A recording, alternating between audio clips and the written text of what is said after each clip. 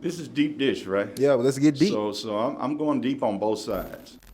Councilwoman Hurt, how you doing? Welcome to the platform. Good morning. How are you? I'm doing amazing. Good. Glad to have you here. Glad to be here. I'm gonna go ahead and just give your flowers right off the jump. Just for everything that you have put in for Nashville, Middle Tennessee, the work, the people you poured into me. Back when I was a young boy, 21, 22, when me and my daddy had the barber college. Yes. And so I just want to just thank you and give you flowers. Probably enough people don't tell you that. So I'm gonna tell you. Don't make me cry. On camera. And then as a black woman doing it too.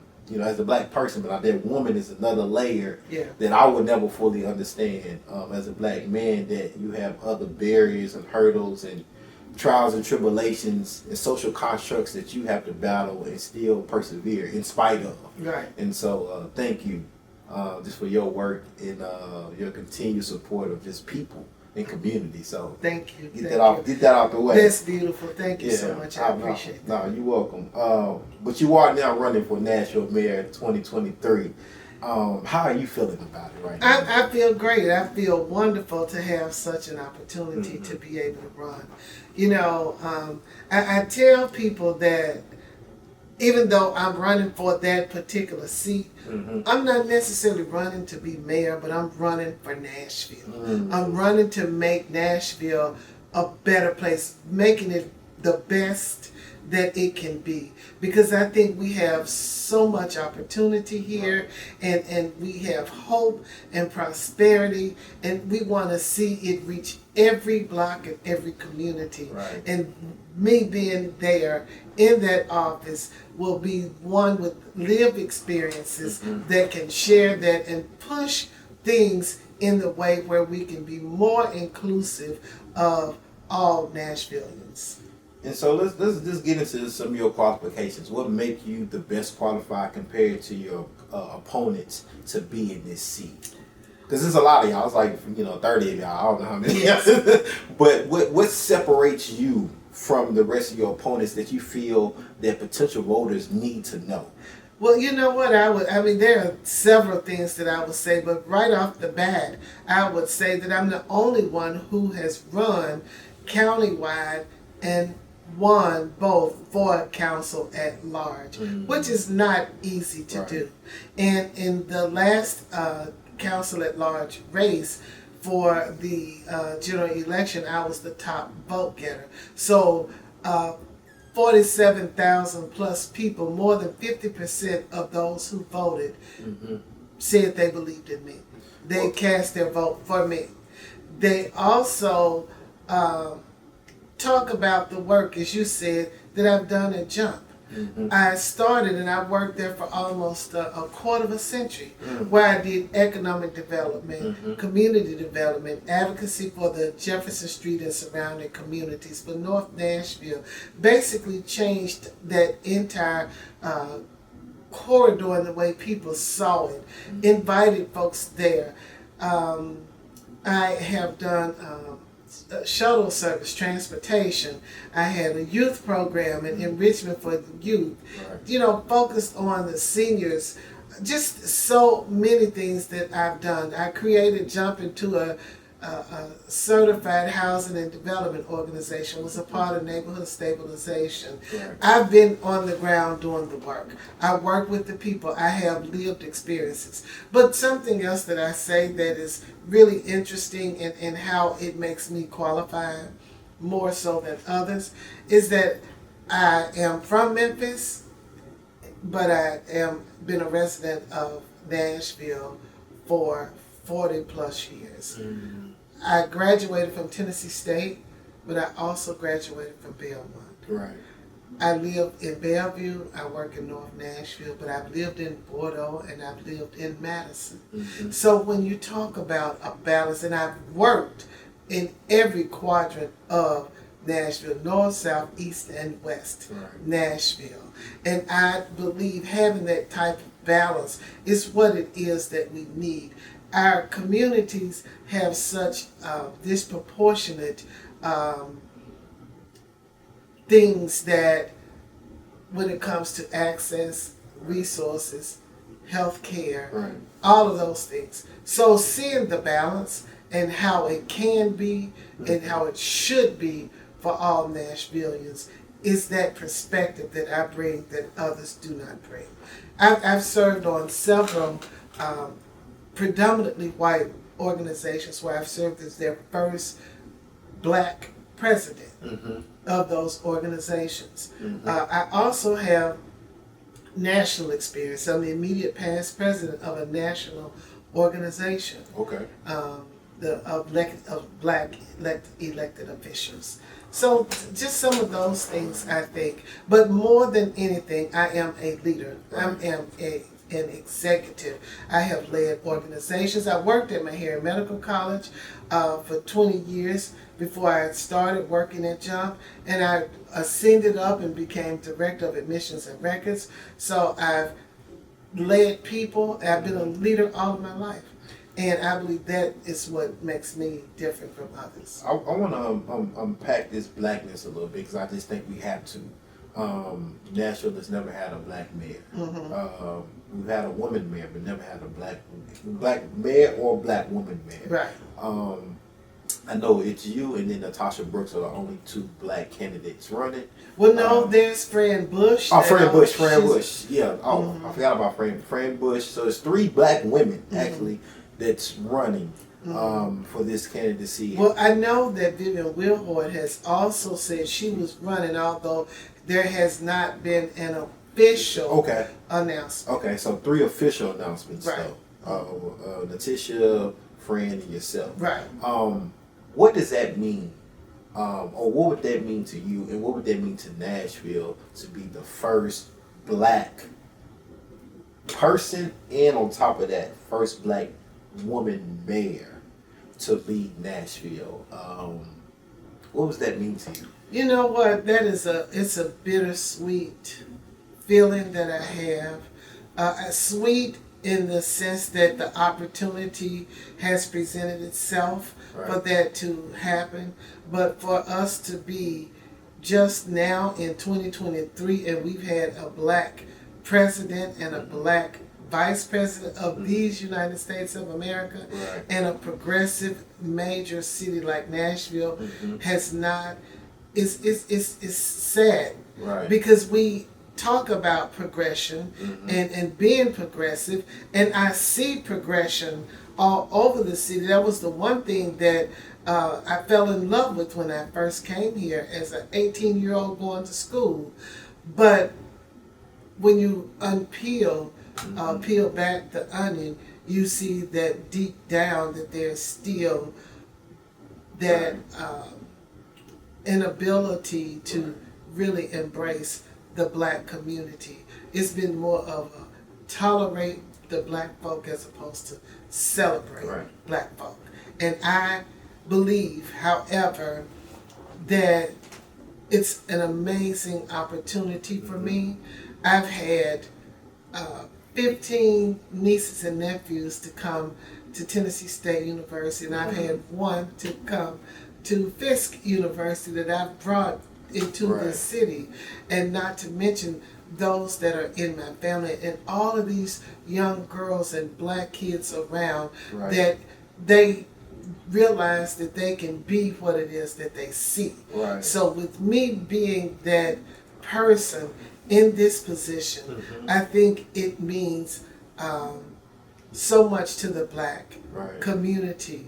And actually, I don't think that we're going to get the types of things and understanding and access to resources until someone of color is in that seat, someone who understands the plight of the black community.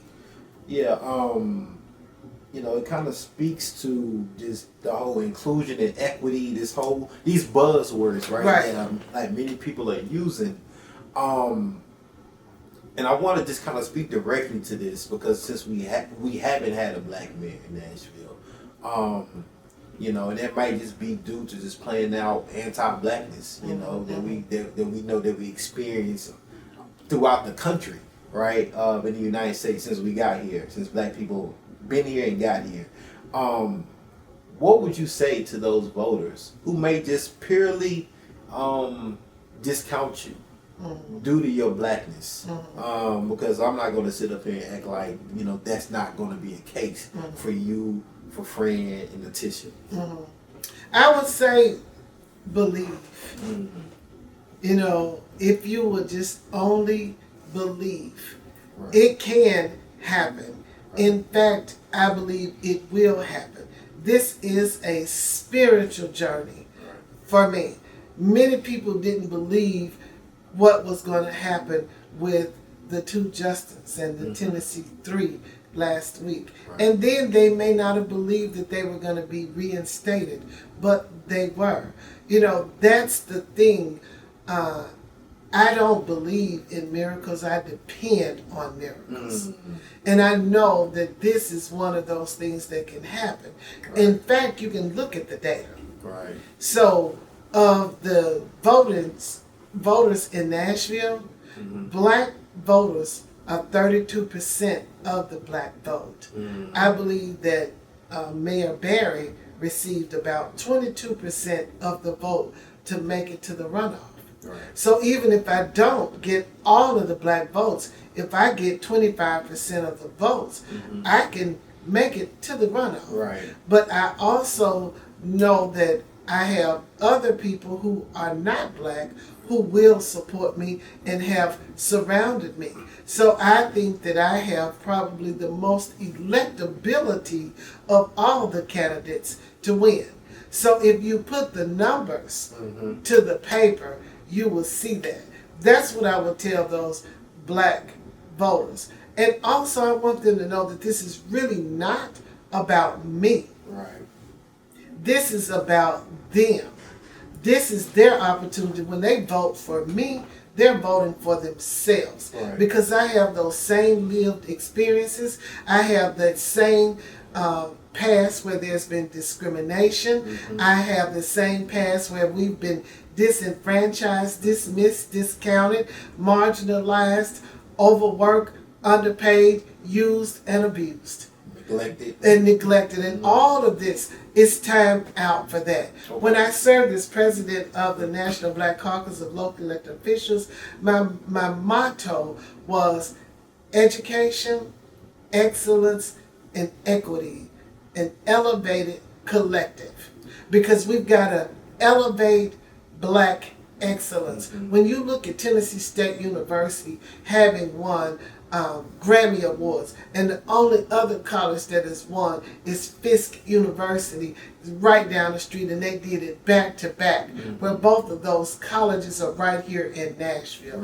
We've got industries here, healthcare, education, healthcare, education, and music.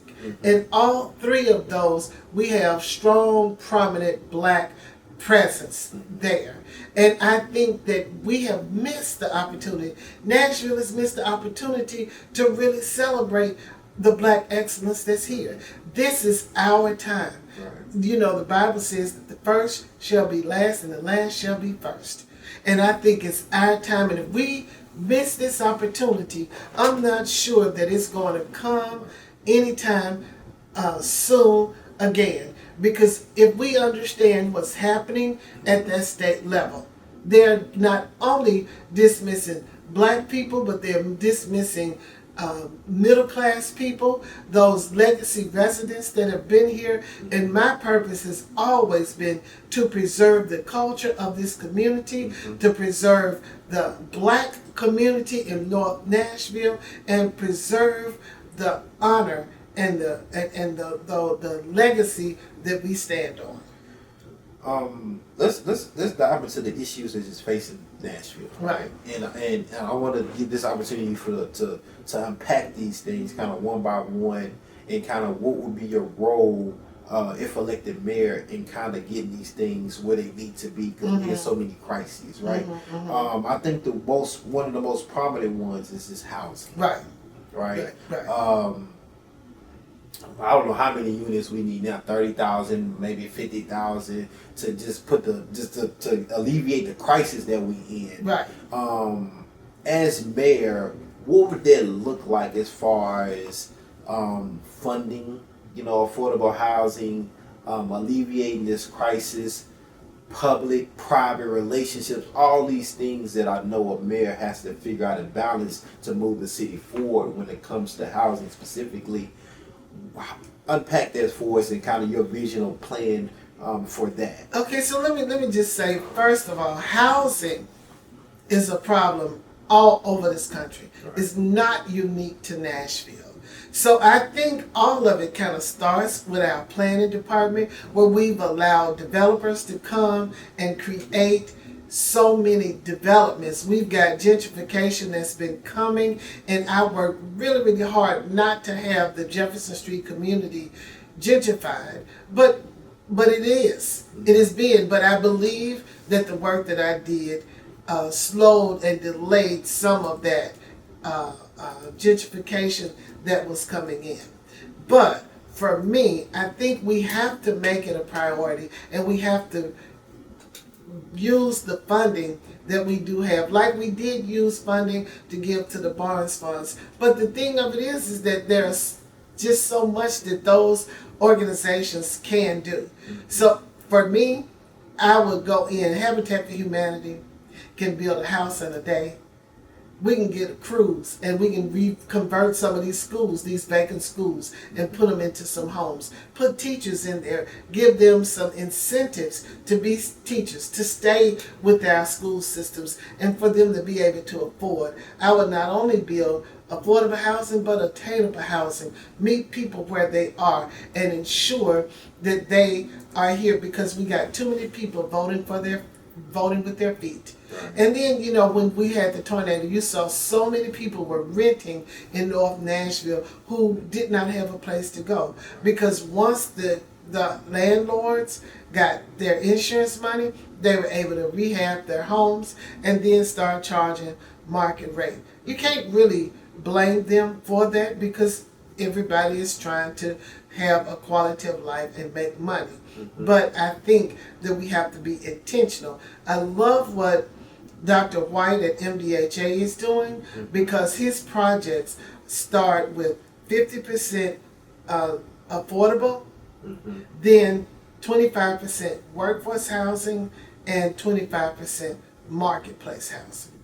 And I think that that's the kind of thing that we need to do all over. I'd also take some of the malls that are closed, the strip malls, and even some of the larger malls, and use those buildings. Okay. Because many of them are still on good solid ground, right, and maybe have a place for entrepreneurs like yourself, where you could have your business downstairs and you have a residence upstairs, and create that and use that. We've got a lot of land, we got vacant land, and we can put things there. I know we see that state prison out in off of Centennial Boulevard, and it has been vacant for decades. And I think that that's some place that can be utilized to create housing for those who need it. Right. So I think we have to be innovative in the things and creative in the things that we do in order to make sure that we provide those housing. So it's a matter of prioritizing. Right. And I think we got to slow down some of this development and focus on preserving the homes and the rights of those who made Nashville the it city. Yeah, and I think preservation is a good word, because how do you preserve kind of the soul and kind of the history of Nashville, while also understanding that we're moving in the direction of growth. Still 80 people a day are moving here, so that change is going to come, and change is, it's good. It comes, right, comes with pros and cons, but there are pros to that. Exactly. As mayor, what would be your message to people? How would you? What would preservation look like? I think that's what we got to do. We got to send a message. We got to educate them. Mm-hmm. Educate them about the greatness. Tell people about J.C. Napier. Mm-hmm. So do you know J.C. Napier? Yeah. Do you know that he was a treasurer? Yep.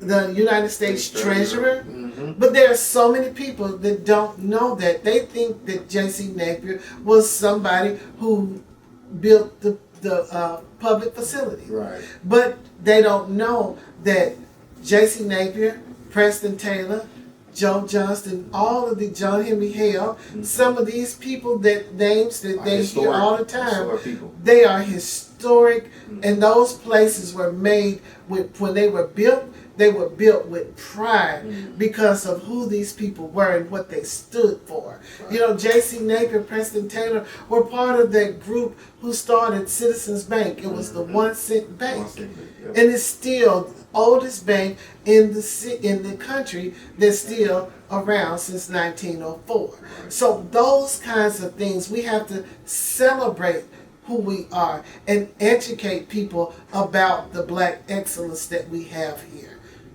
And that would be my message. Okay. You know, people love to talk about Jimi Hendrix and how he was here, and they don't know why and how he was here. Right. He was in the Army, and he served in Fort Campbell. And he came over to Jefferson Street because Jefferson Street was a wonderful place. It was booming. It was booming, thriving with economy, and all of the doctors and lawyers, C. Alexander Luby, and all of those people who were making it. You know, you hear the stories about Dr. King with the Civil Rights Movement and all of the things that they did. Right. And that's why I love Nashville, because, you know, I'm from Memphis, and there's and Memphis is a blue-collar city. You know, you learn how to work, and you work hard, get your hustle on, but you use your body from the neck down. Whereas in Nashville, you've come here, and I've seen them use their bodies from the neck up. So you sit at the table and negotiate. You don't stand out in the street and negotiate. You know what they say, people in Memphis come to Nashville to shine. You know? Right. But see, but the thing of it is that you learn to survive. Right. In Memphis. Right. So you come here and you see opportunity, and you go at it. You know, it's like, it's no shame in my game. I'm going to work as hard as I can to accomplish. When I got here, I saw hope and promise. I'm like, oh my God, I'm looking at all of these professional people from Meharry Medical College and Fisk University. They telling me that W.E.B. Du Bois was there, and I'm like, these are people that I read about in books. Yeah. You know, the National Black Anthem, James Weldon Johnson's house is over here.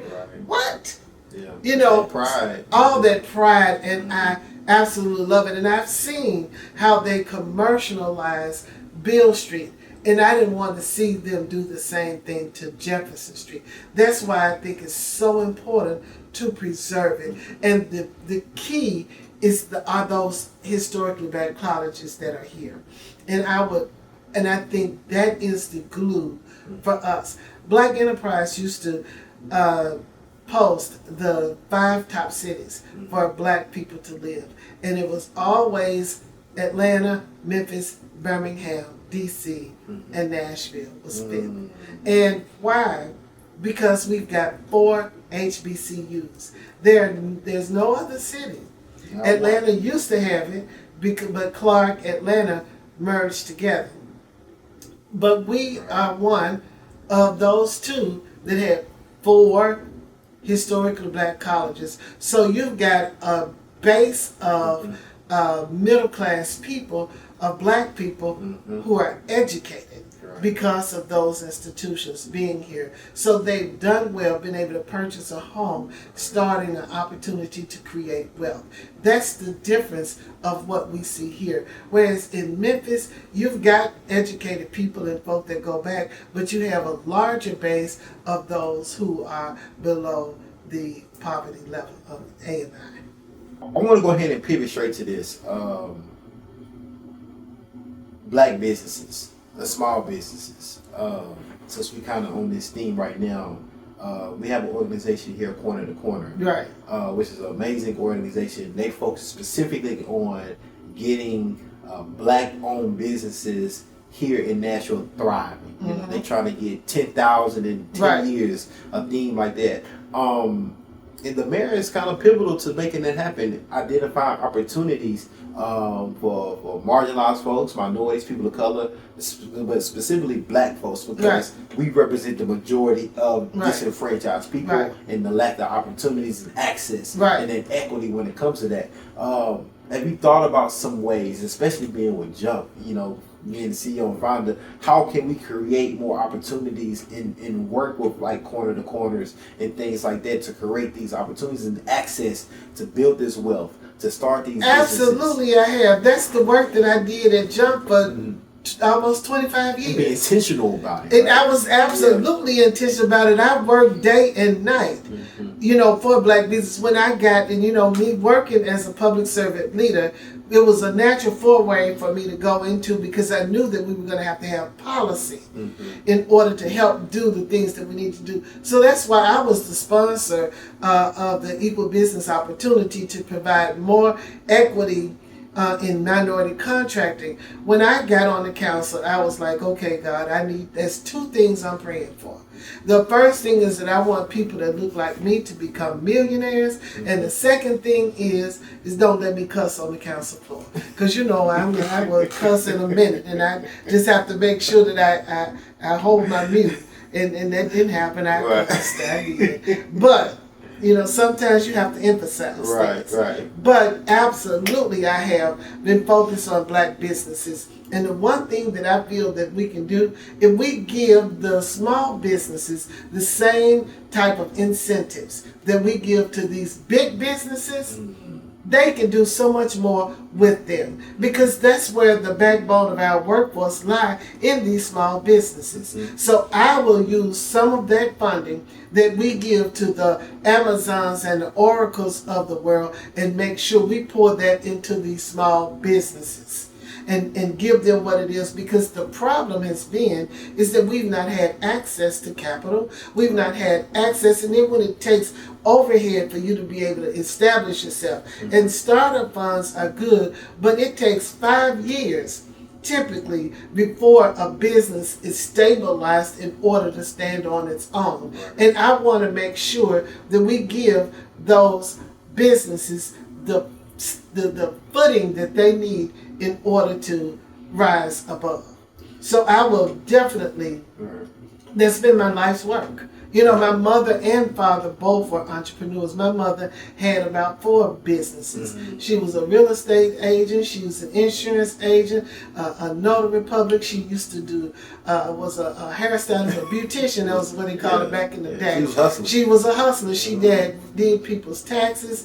You name it, she did it. My daddy used to have a service station along with his 9-to-5 job, even though his job was 3D, his job was 3D11. You know, and it just occurred to me recently, Jerome, how so many Black men had to work 2nd and 3rd shifts. And that was a part of the system too, to keep the families handicapped.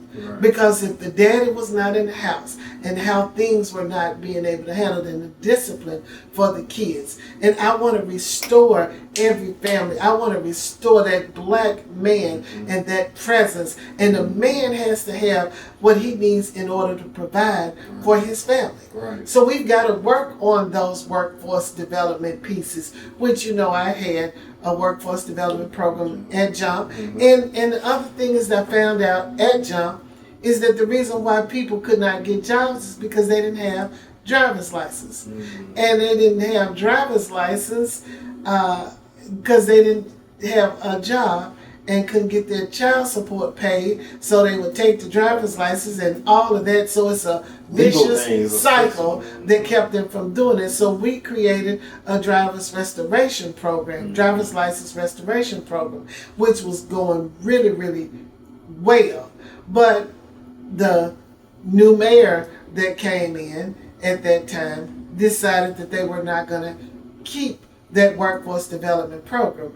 I think what they wanted is to keep 37208 in that unemployment rate, in that high incarcerated rate. I think all of that was systemically designed.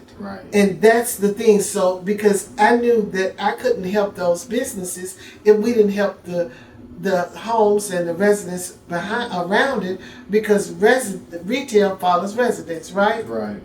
So we got to make sure that the people that's going to support those businesses have the things that they need. So that's why I spent so much time trying to work with the people that I was on a board at Matthew Walker. So looking at the disparities. So that is the other thing, the perspective when I'm looking at is the disparities of our health care. Why is it? Because people didn't have access to health care, they didn't have access to good food, were not educated about the things that they should or should not eat. You look at the Kroger, now it's a little different now, but that Kroger never had a salad bar. Mm-hmm. It never, the one on Monroe, they never had a salad bar. They've done some changes because the demographics around it has changed. Yeah. But you know, it used to be a community garden where that Kroger sits right now. Mm-hmm. Yeah. I didn't know. And it was so another store that was across the street on the southeast corner, mm-hmm. where the museum is now. Yep. That used to be Farmers Market. Mm. Not the open air market like we see, but it was a store called Farmers Market, and we used to get a lot of the old Kroger products in there, and that's the store that they had. So people didn't have access to good food. They were selling them a lot of things that were bad for their bodies. So people, it's about habit, and we have to change those habits and educate people about a better life. And then when you get to be in a leadership position like mayor, that's when you can actually see the change. You see the way that the president is and the things that he wants to see done is what we have. And the same thing happens in cities. It's about the leadership. Public safety, policing. Yes. There's been a theme, defund the police. People on different spectrums, mm-hmm. the ideas of what police should look like throughout the country, but even more so in Nashville, Davidson County, with SROs and all of these things. And it's even more heightened when you have mass shootings that affect youth that are in kids, youth and kids. What are your thoughts on policing?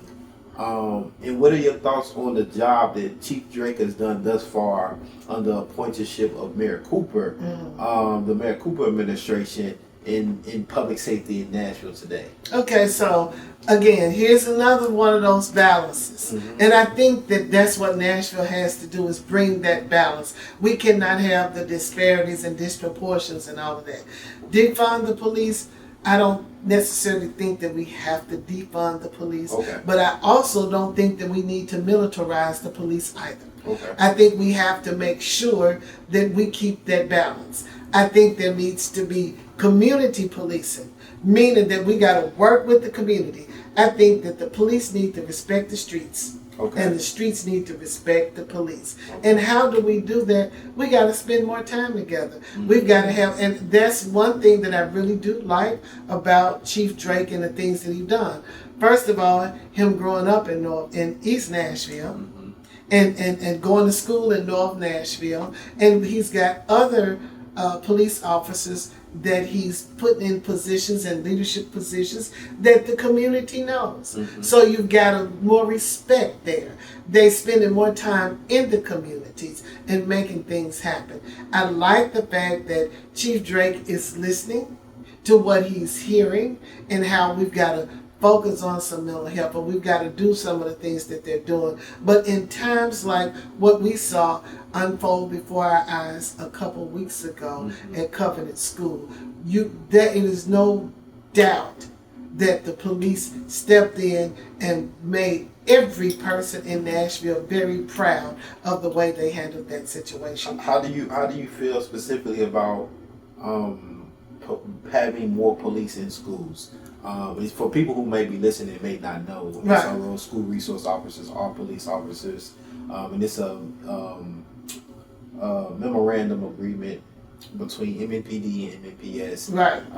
MNPD pays for these officers to be in our public schools, not elementary schools, but middle high schools. But our private schools, like Covenant, don't have that memorandum. They can get security if they want to or whatever, but they typically don't have police officers or security in their schools.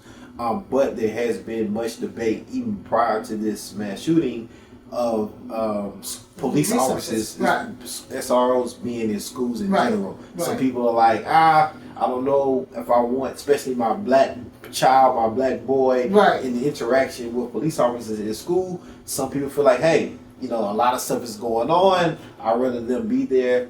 Some people feel like, hey, let's invest more in like a therapist or right. counselors for that social emotional learning exactly. aspect. What I think Nashville is. Right. I I don't understand why we can't have a little bit of all of it. You know, I mean, my mother said it's better to have and not need than to need and not have. Right. Okay? So I get that part of it. But I also have experienced firsthand a school resource officer who abused his job as a school officer, because here I am, a black parent that come into the school for my daughter to see my daughter, and he had me do things that I think were excessive, to the point that I ended up writing a complaint against him, because and he knew who I was, but it was because of the color of my skin. So I think that people are who they are, and they will use and abuse some authority that's given to them. Right.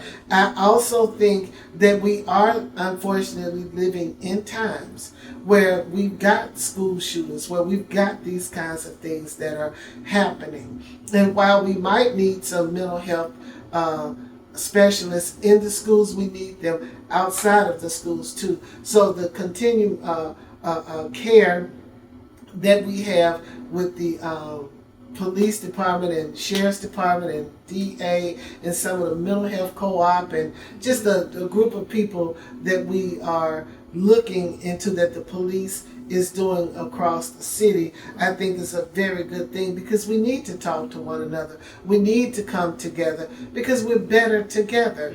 And so I think it all depends on where we are and what it is that we do. I hate the fact that they took prayer out of schools and brought in guns. I think that's where it all started. And those kinds of things, we have to look at it. For many people, it may not mean much, but for me, it means everything. Right. And education in general, right? It's just, you know, it's a hell of a balance, because you got the public safety part, but then you got the education part, and everything is polarized. And you know, education shouldn't be polarized and brought into politics. It should be, hey, we want kids to be safe, protected, and we want them to be able to learn at the highest level without having to worry about all this extra political stuff. And they can't vote. Absolutely. And they can't even vote on these decisions. Gun control, red flags laws, and let me preface this because people may not understand a lot of times of like what mayors can and cannot do. Right.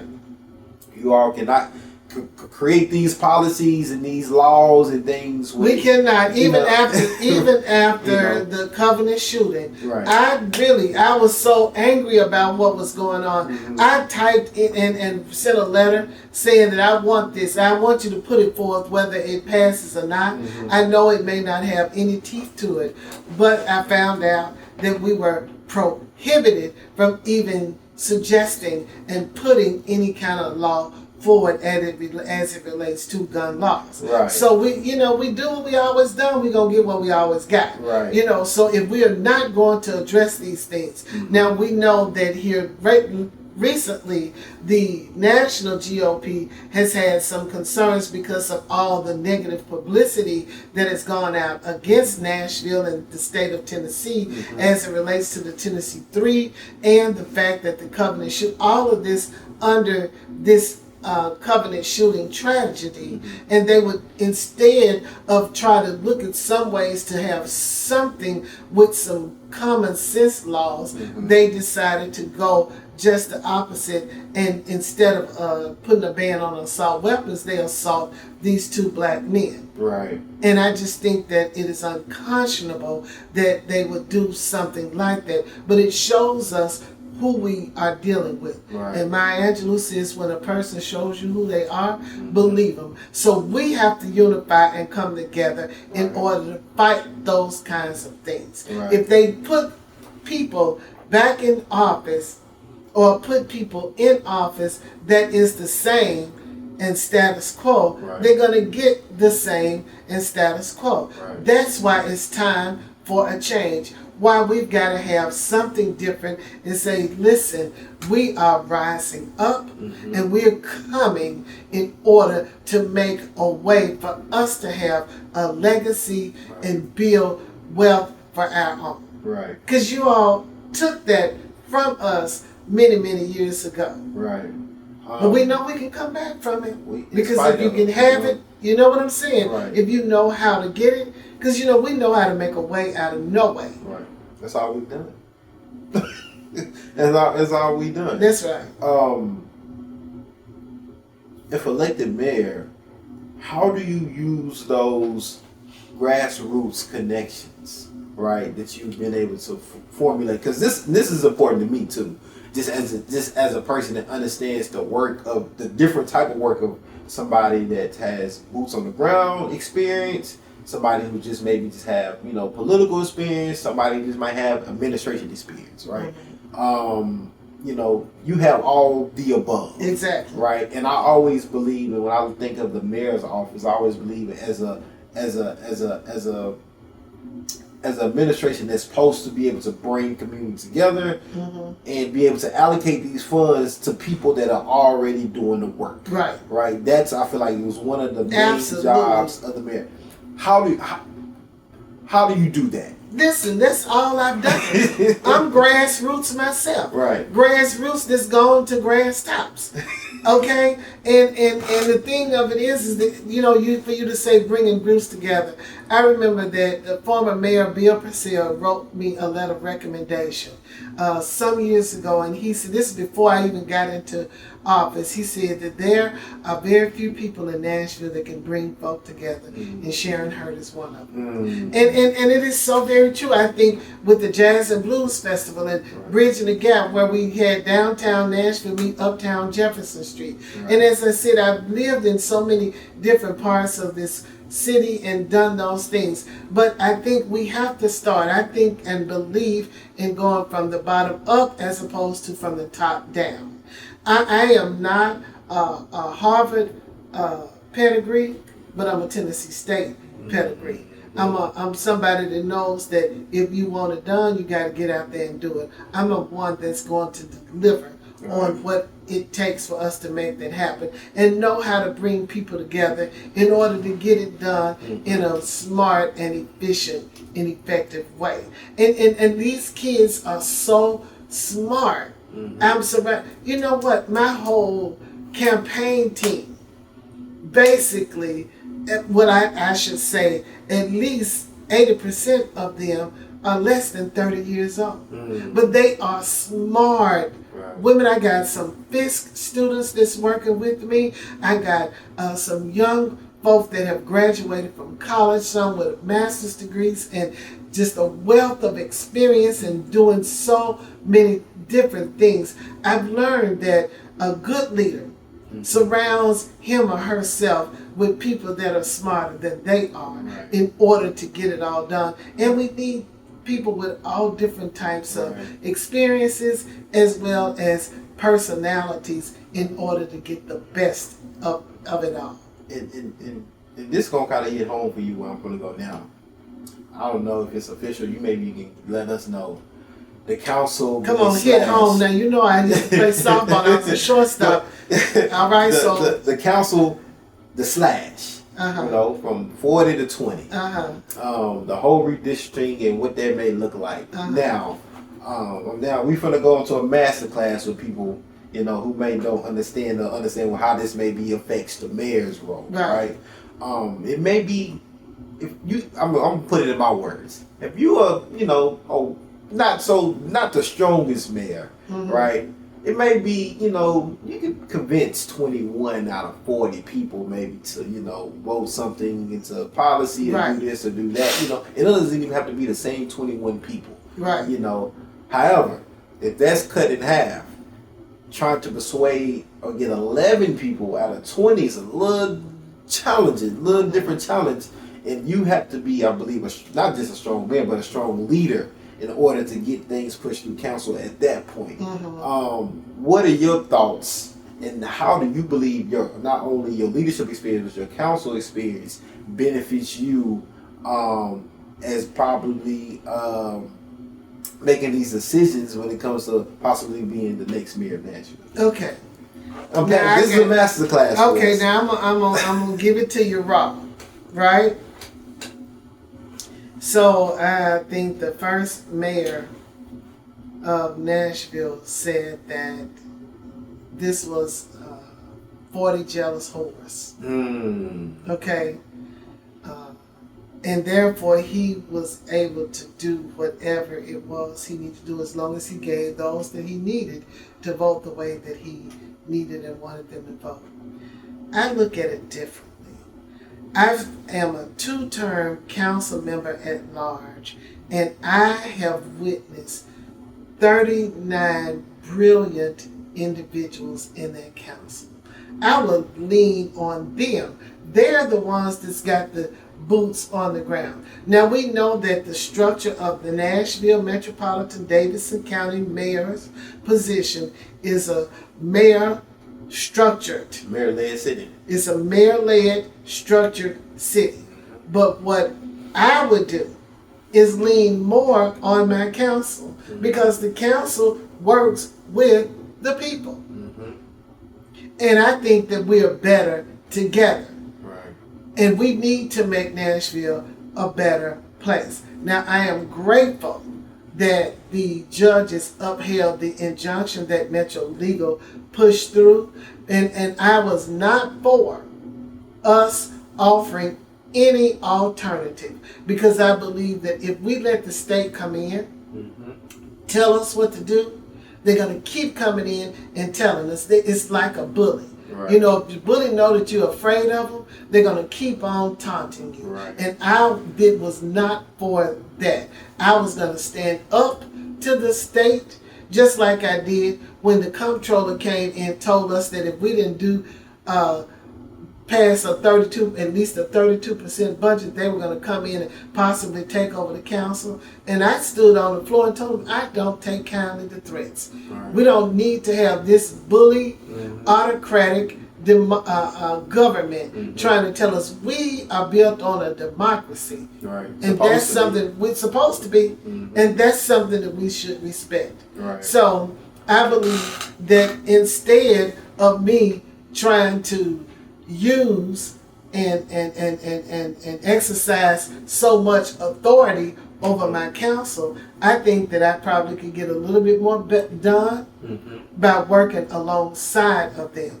Again, I'm going to go back to my mama. She said you can catch more flies with honey than you can with vinegar. Right. So use that tactic in what it is that it takes. And I think that's the way we get more done. If we all working together, people buying into it and feeling ownership of what's going on in Nashville. Right. This is because of us. The cities are only as good as their people. Right. And we've got some great people in Nashville, and we need to celebrate them no matter what. I'm going to tell you what my real goal is to do, Jerome. What's that? Is, you know, Abraham Lincoln says that you want to change the government opinion, you got to change public opinion. I want to redefine what minority is. When people hear minority, they see it as race-based. I believe it's needs-based. Right? It's that veteran that's looking for a job. Right. It's the disabled man that needs housing. It's that woman who's been working all of her life for the state, but she just doesn't have enough insurance to take care of her sick child. Because sometimes, you know, especially those that may have some real serious diseases, you can stay there for a week and it's $100,000. Right.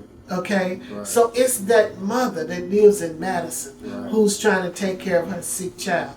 Of course, it's the LGBTQ plus community, the black and brown communities. But it is all of us who are in need at that time. Right. That is the minority, as opposed to them thinking that it's only black and brown people. It's all of us. And the way that they're doing things, they're pushing out our working class and middle class people. Right.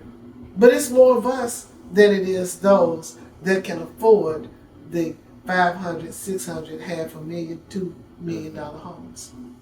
And so you bring up some good points, and I just gotta just hit it where it need to be hit. Systemic oppression.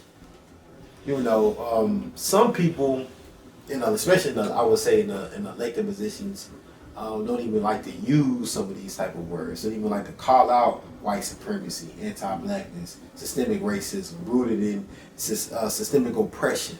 And I know you're not one of those people. I've heard you call those things out on the floor, just in everyday life, because again, you've lived it, you witnessed it, and you have just been a person of the people that have been affected the most by these things. How do you still continue to do that if elected mayor? And how do you affect systemic or bring systemic change through the mayor's office? Because I think that systemic part, I think everybody needs to understand, that gets away from it's a white person's problem, a black person's problem, an API problem, a Latinx problem. Systemic can affect any and everybody, maybe on different levels, but it hits at everything. It's all of us right now when they don't want to pass some common sense gun laws. Mm-hmm. Okay? It's all of us who are at risk of our lives. That's it. The thing of it is, because I'm an older woman, so I would not be in this position if this was not an anointed and appointed assignment for me. Who would sign up to be persecuted? Pretty much like what Justin Pearson was saying. No one is asking to be persecuted. We're here fighting for those who need our voices, who need their voices to be heard through us. Right. So I'm basically just the messenger. And growing up in the 70s, like I did, and you say it's systemic oppression, I didn't even realize that I was being oppressed. You know what I'm saying? Because I was just going along with the flow. Right. Whatever I could do, I couldn't do. We knew that there were boundaries. Right. But when I became an adult, actually when I went through Leadership Nashville, is when I really realized that, because they did this test that said, well, if you've ever been to this, then, take a step forward. Yeah. And if you didn't take a step backwards.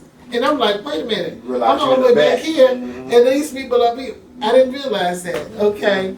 Because we were doing better than most people in our community, so we thought we were fine. That's our perspective, right? Exactly. It was our perspective.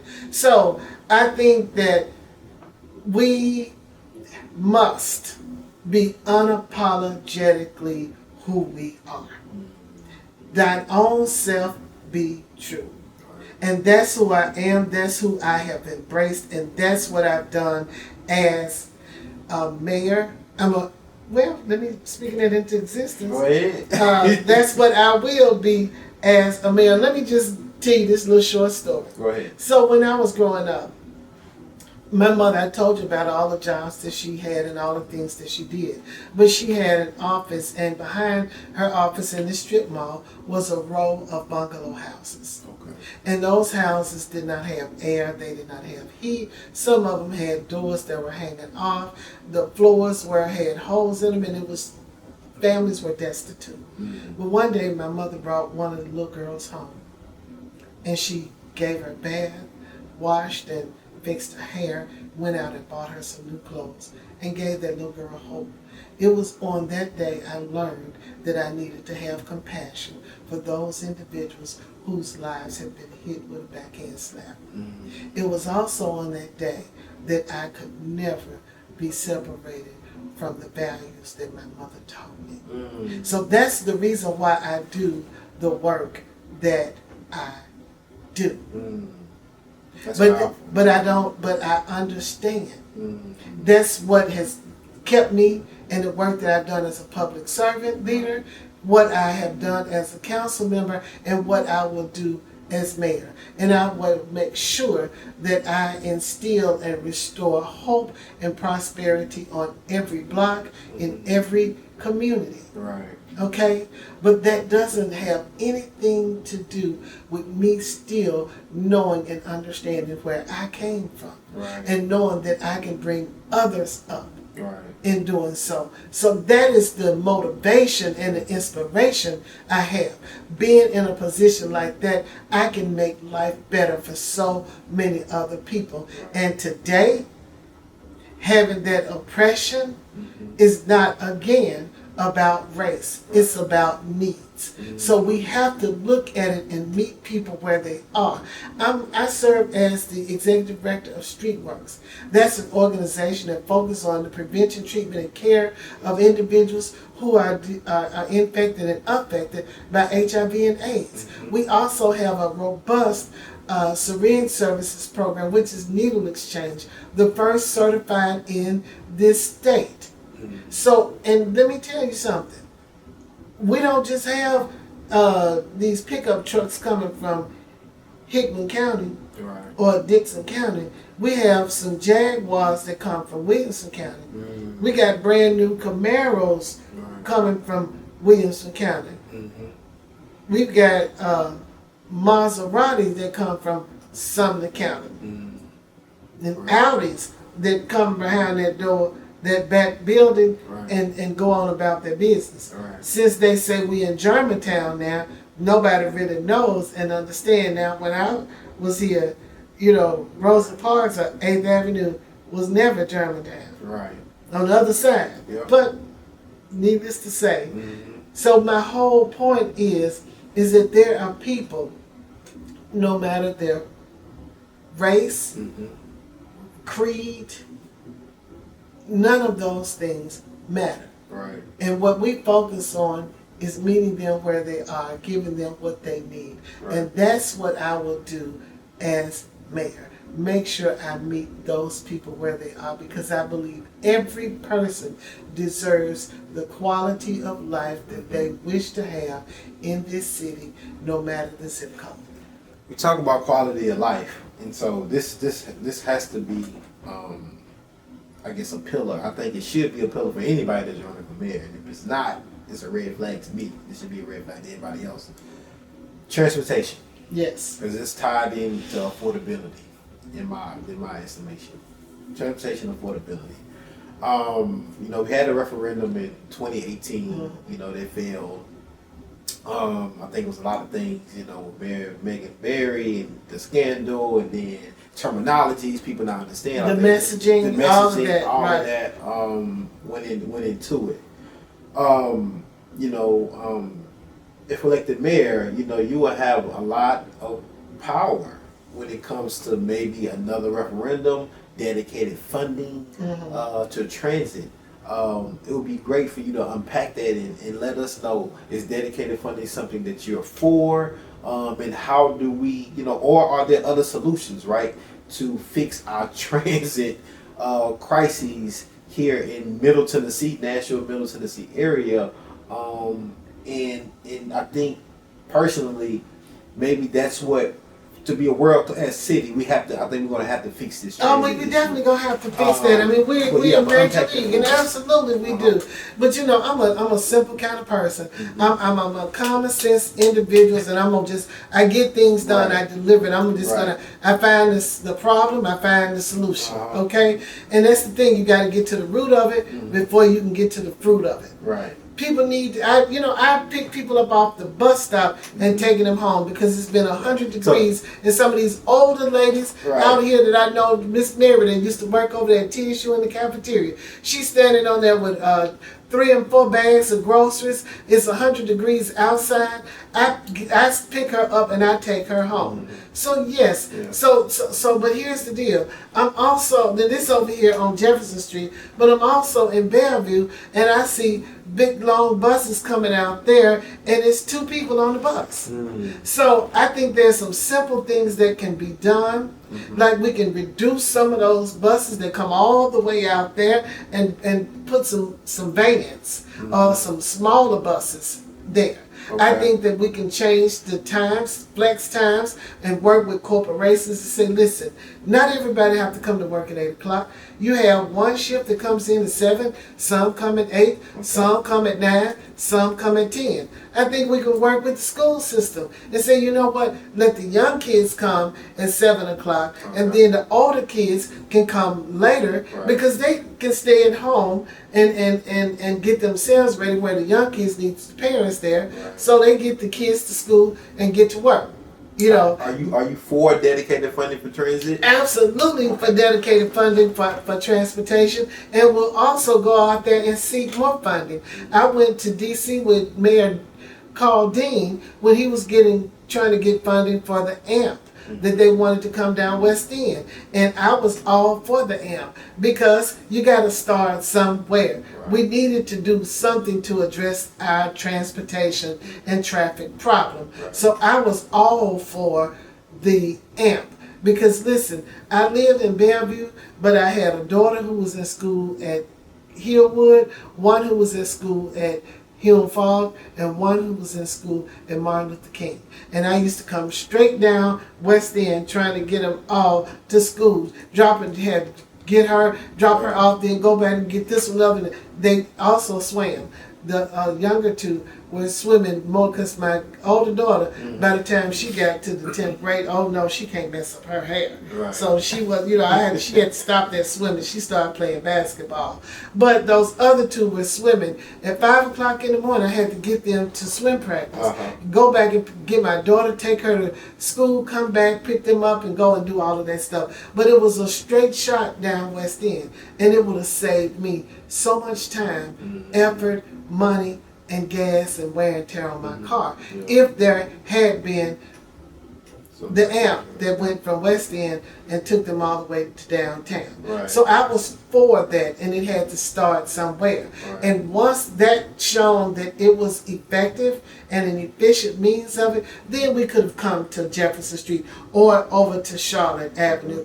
Way we do it is we got to try a little bit before we can expand the whole thing. And maybe if people saw some relief at that, they would realize it, because now we're at a point that it is just ridiculous. You can have an accident on the interstate. It'll take people 2 hours to get to work or to get home from a little fender bender.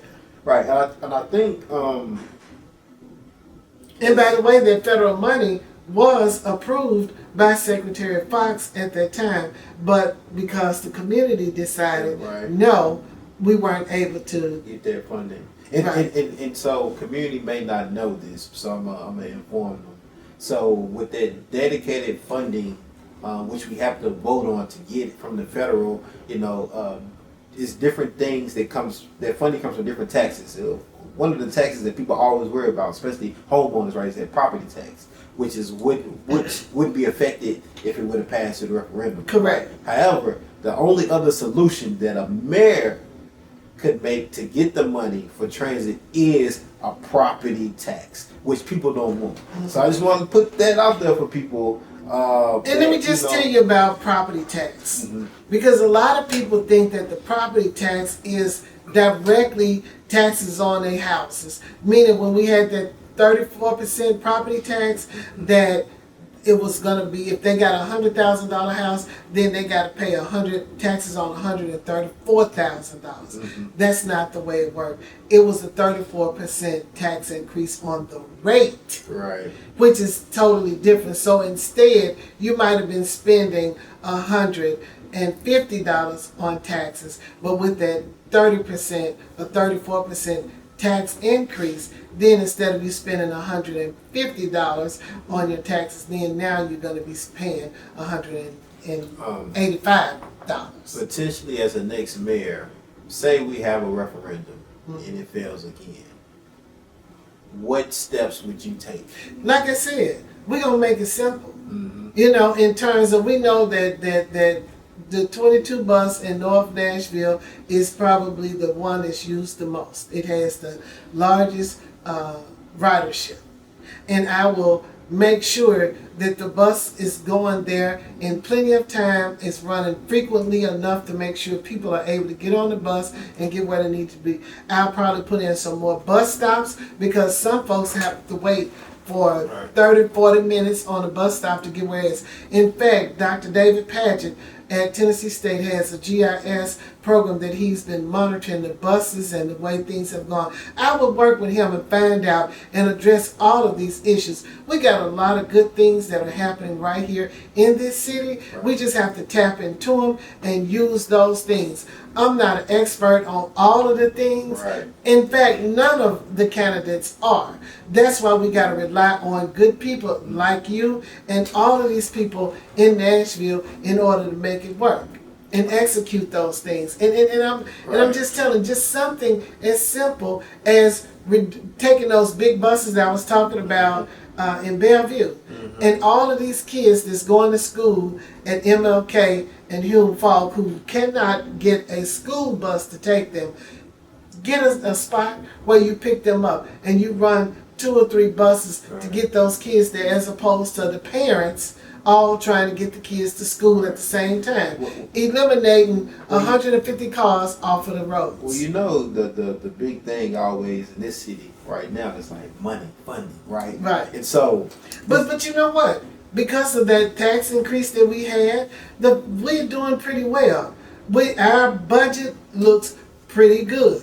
So it's the dedicated funding that we would put to make sure. All of it to me is about the political will of the leader. If the political will of the leader is to do development and bring downtown up and make it all this, that, and the other, that's what we're going to see.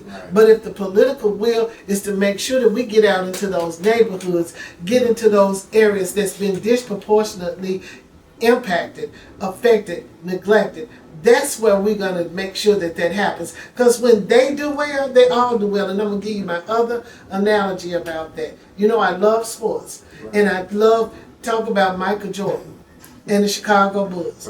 Michael Jordan, we knew he was going to get 50 or 60 points a game. It didn't matter. He going to lay it up. He going to do whatever. He going to shoot that thing, all of it. He got the 60 points.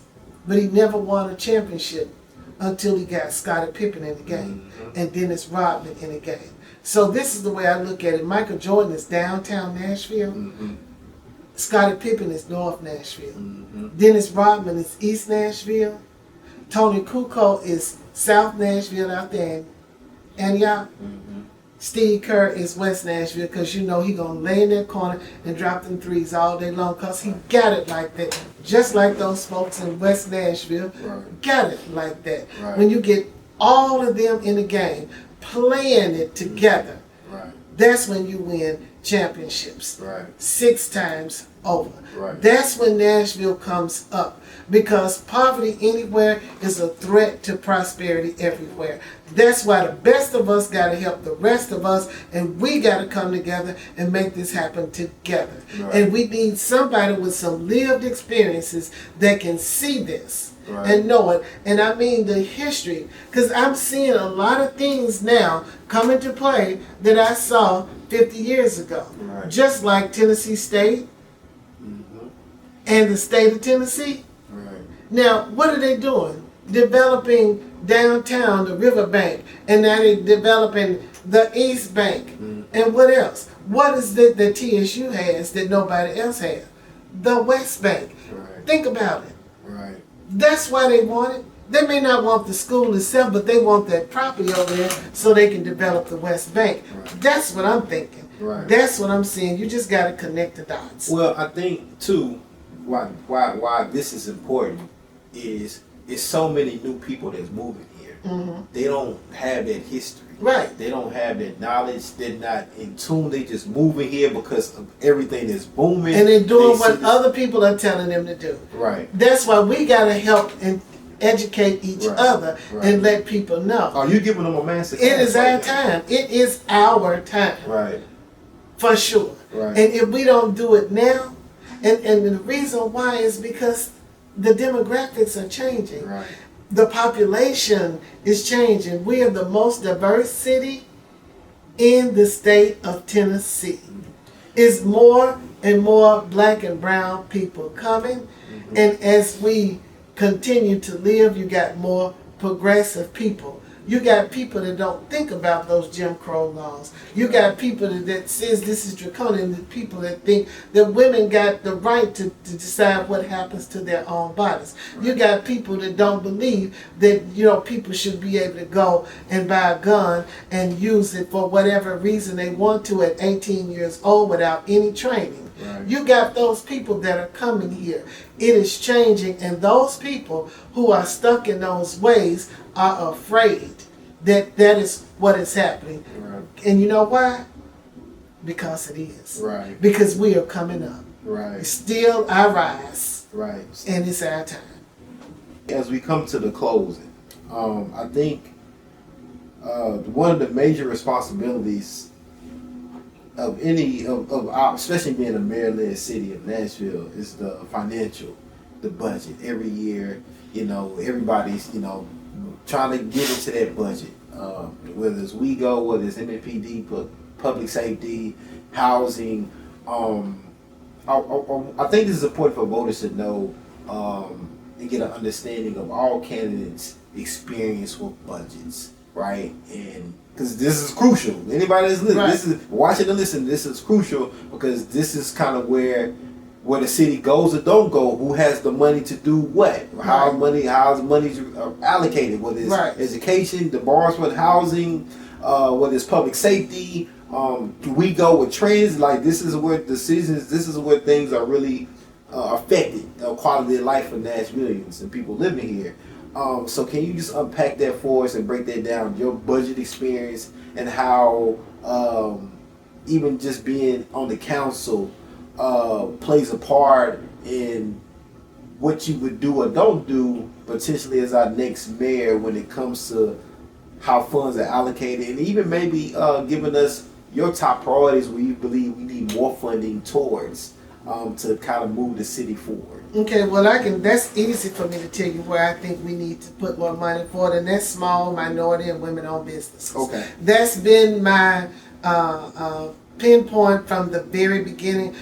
For the 25 years I worked on Jefferson Street to going into the council for the past 8 years till today, and I can assure you that is probably going to be, that will be my main objective as mayor. Okay. Because I believe that that's where the core of it has to be in economics. Everybody has to be able to benefit from the wealth of what is coming into this city. Mm-hmm. And once we develop this East Bank, that is a huge, huge waterfall, right, of money that's coming in for this city, and I want every block, every community to benefit from it, right, leaving nobody out. It's time out for that. And the philosophy that Maynard Jackson had in terms of making sure that our people benefited from those things in Atlanta is the exact same thing that I'm going to do here in Nashville. Now, as far as the budget experience, so me running 2 nonprofit organizations, me running a department at Meharry Medical College and seeing those budgets, but that was nothing compared. And I also have a degree, a master's degree in nonprofit leadership, and I had to take some budgeting classes, accounting classes, and finance classes, and all of that. But it was nothing compared to me sitting on that council and going through that budget for the past 8 years. Because you have to learn that budgets in that for the council and for this city is different. All the money that comes in, most people think all the money that we got coming in here can be spent if we got a deficit somewhere. Well, take this money from over here and put it in there. Why do we have a problem if we're doing so well with tourism? Right. Because the money is allocated differently and you cannot use it. And we have laws that tells us where we can use the money when we bring it in, like our hotel tax. For instance, the hotel tax that's been increased that the state said we can increase in order to use for the stadium. Titan Stadium. The Titan Stadium. We can only use that money for that purpose. Okay. It cannot be used for the infrastructure. Right. That's why we put in this Nashville Needs program in order to make sure we use that for infrastructure, Right. but we can use it for broadband. Right. And I believe we're going to be able to get some more. And that's good to Right. do that. And it's important. But I think that while we focus on the stadium, this is a $2 billion project, but the East Bank redevelopment is more like a $50 billion development.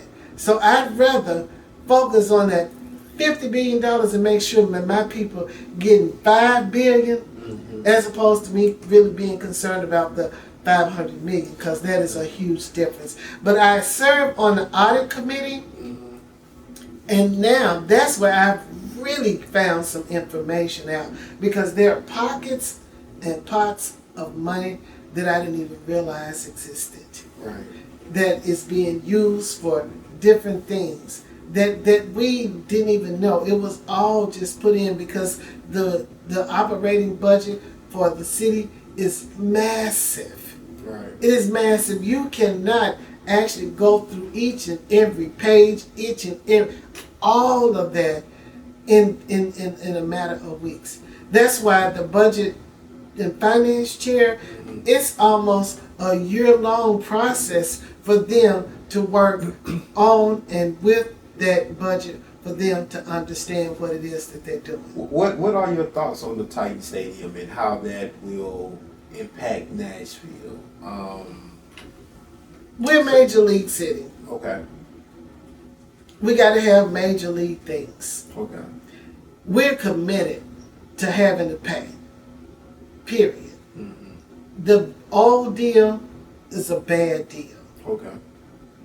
And it's almost like if you no sense in putting good money after bad money. Okay. So for a new Titan Stadium, I think we will be getting a greater return on our investment. Okay. But again, the Titan Stadium is just a piece Right. of this whole East Bank development. And while we're focusing on that, we are missing this East Bank development. Right. And that's where the real money is. I think we leverage what we have, what we know, and what we have or have not done, or what the administration has or has not done, Right. to make sure that we are at the table Right. when it comes to this East Bank development, and get all of that done for us to have more, to take care of the infrastructure, to take care of the small businesses, take care of broadband, take care of sidewalks, Right. take care of the things that's important, get the potholes filled up, Right. and do the things that matters most. Make sure we have some housing. Right. Make sure we're able to pay our teachers. We can get our educational system up and where it needs to be. Are there any programs, new programs, or ones that you would want to kind of refurbish that's already in our current mayoral administration that you have in mind that you want to implement if elected mayor? You know, I can't think of anything off of the cuff right now that you're saying, Right. but I can tell you that Nashville is in a good place right now. Okay. Nashville is doing well. That's why we've got to come together, unify our voices, unify our votes, be in solidarity, and make sure that we are able to advance us as the new Nashville, and take away from the old guard and make sure that we don't continue with the status quo of what it is that we have done for all of these years, and use that and benefit to make it even better.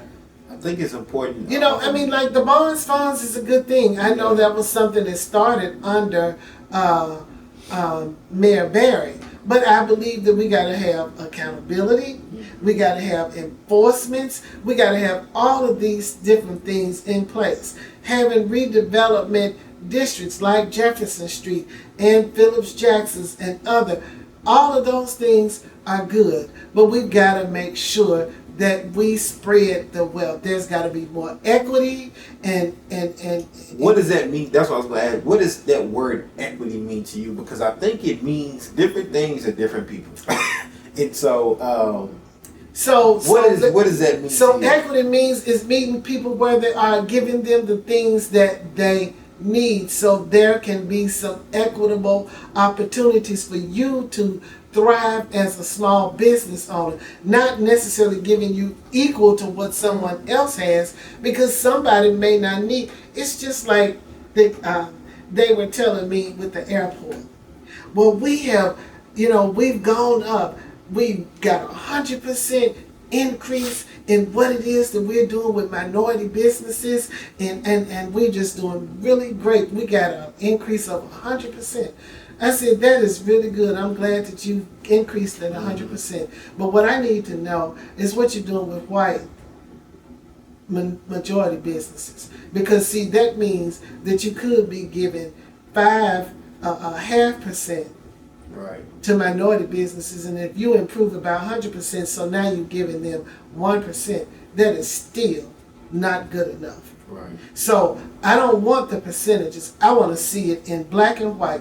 Tell me what kind of money you are doing, because what I found is that they may have given $50 million, but they gave it to 100 businesses over 5 years. Right. So that meant that everybody got $25,000. Right. That's no money for you to be able to build your business. So to me, giving you that opportunity and the ability, the resources, in order for you to become a viable, thriving business. So it's sure equity costs something. It costs. Equity costs. And we gotta put it there, and that's what is going to be my main. I didn't realize it until a couple of 2-3 weeks ago that I was in a meeting with this lady that worked at the health department, and she told me, well, she told the whole group, that she moved from working in corporate because I inspired her so, because I was fighting so hard for the disparities that I had seen in the community. And she has been working and become a public servant for the past 20 years as a result of that.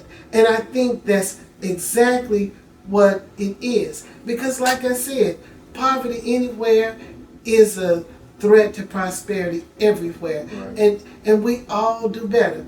When they say that white America gets a cold, black America gets pneumonia. So if black America is doing well, then white America does extremely well, because they already have the lion's share. We've got to bring all of us up. Leave not one community, one black, give everybody their fair chance of having a quality of life and making their dreams come true in this city. Why should the Nashville residents elect you as mayor? Because when they vote for me, it's like them voting for themselves. The concerns and the issues that they have are the concerns and the issues that I have. I'm a deliverer. I would ask anybody, check my record, look at it. I see what the problems are and I address them. When I did that workforce development program, it was because people said that they wanted to be a part of the Music City Convention Center. But how were they going to do it? They didn't have a way to get into that. So I went to the mayor. And I said, we want to create a workforce development program. We'll take in all the applications, serve as a clearinghouse. And when people want to hire somebody, we'll give them the best top quality applicants for that, and they can choose. We can ease up that work for them. That's how we were able to get 450 people hired on that job. That's how we were able to get 2,000 people referred to training. Right. That's how we were able to save hundreds of thousands of dollars for people with that driver's license restoration program. Right. Because we were changing lives. We were doing it, and I am going to, I'm going to restore trust, because I'm going to give you the truth, and I'm going to be transparent. Because that's the only way that I know how to be. That's what I've given you as a public servant leader, as a council member, and that's what I'm going to give you as mayor. So people who may not, who may just be tuning in, just say, I'm gonna go straight to the end of this. What is Sharon's Hurt vision for Nashville? Sharon Hurt's vision for Nashville is for us to have balance. For people who come here, who live here, have the opportunity to fulfill their dreams, because their dreams can come true. And I am the mayor that's going to ensure that you have the opportunity to make your dreams come true. I'm going to fulfill Nashville's promise to everyone. How can people reach out to you to support your campaign, get in touch, ask questions once they hear and see this, to maybe unpack some things a little more? Maybe they, maybe it's something we didn't get into. Okay, you can reach out to me at info at Sharon for Nashville, Sharon FOR for Nashville, because I am for Nashville. It's not that I'm trying necessarily to be mayor, but I want Nashville to be better. Info at SharonForNashville.com. Okay. You can go to my website at SharonForNashville.com. Okay. And all the information, you sign up. We're going to need volunteers. We're going to get people to knock on doors. We need people to get out there and vote. That's how we change things. When we change it for everyone. This is not about Sharon, but it's about every person that's ever been dismissed, discounted, disenfranchised, marginalized, overlooked, underrated, underestimated, overworked, and underpaid. Mm-hmm. Those that have been used and abused. It is our time. It's time for us to rise up, and I am the leader that's going to make sure that that happens. Is there anything else that you want to just put an exclamation point on as we wrap it up? I think we hit on pretty much anything, but if anything that we did touch on that you wanted to clear up, any narratives or anything that you might have heard, seen, just want to address, I want to give you that. I'm all about the people. I am about empowering people. I'm about developing people and giving people the opportunity. And I see this as an opportunity. I'm not the kind to come in here. I'm not an optimist. I'm a pessimist. I see opportunity anywhere and everywhere. People didn't believe in Jefferson Street, but I did. I'm like, this is beautiful. I think we got to celebrate what people are doing over here. I went to the doggone, I got courage. I went to people. That's one thing you have to have courage to go and stand before. I don't have anything to lose. So I will stand up for what I believe in, and I will always, always do what I believe is right. Councilwoman Hurt, I appreciate your time. Thank you. Good luck. Thank you so much.